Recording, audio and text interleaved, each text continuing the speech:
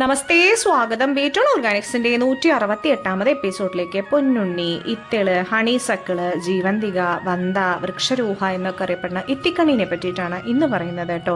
ഒരു പരാത സസ്യമാണ്, മരത്തിൽ പറ്റിപ്പിടിച്ചിട്ട് വളരുന്നതാണ്. മാത്രമല്ല 400-ലേറെ മരങ്ങളിൽ ഇത് പറ്റിപ്പിടിച്ച് വളരുന്നുണ്ട് കേട്ടോ.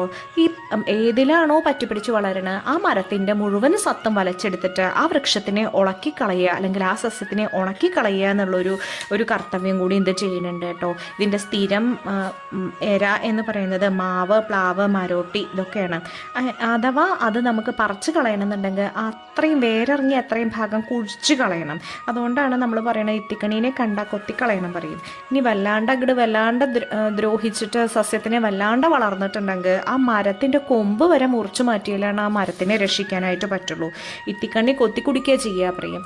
വാദവും പിത്തവും ദഹനവും മുറിവുകളും പനിയും രക്തശുദ്ധിക്കും വയറുവേദനയ്ക്കും അണുബാധ തടയാനും തൊലിപ്പുറത്തെ രോഗങ്ങൾ മാറ്റാനോ ഒക്കെ ഇത് ഔഷധമായിട്ട് നമ്മൾ ഉപയോഗിക്കും കേട്ടോ.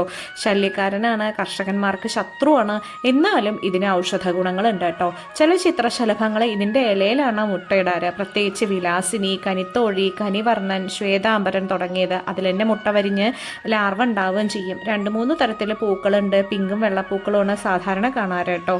ഓരോ മരത്തിൽ വരണ ഇത്തിക്കണ്ണിയും ഓരോ ഔഷധ ഗുണം ഉണ്ട് എന്നാണ് പറയുക. ഇതിന് അതിൻ്റെ ഏത് മരത്തിലാണോ വളരണത് അതിൻ്റെ ഔഷധങ്ങളും അതിൻ്റെ സ്വഭാവം കൂടി കാണിക്കുന്നു പറയുന്നുണ്ട്.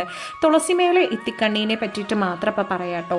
വളരെയധികം ഇമ്പോർട്ടൻ്റ് ആയിട്ടുള്ളതാണ്. 10 ഗ്രാം കറുത്ത ആടിൻ്റെ പാലിൽ അരച്ച് കറന്നിട്ട് ചൂട് മാറണതിന് മുമ്പ് സേവിച്ചു കഴിഞ്ഞ് കഴിഞ്ഞാൽ അതിരാവിലെ കഴിച്ചു കഴിഞ്ഞ് കഴിഞ്ഞാൽ സ്ത്രീവന്ധ്യത മാറുന്ന പറയണ. ശ്രദ്ധിക്കണേ.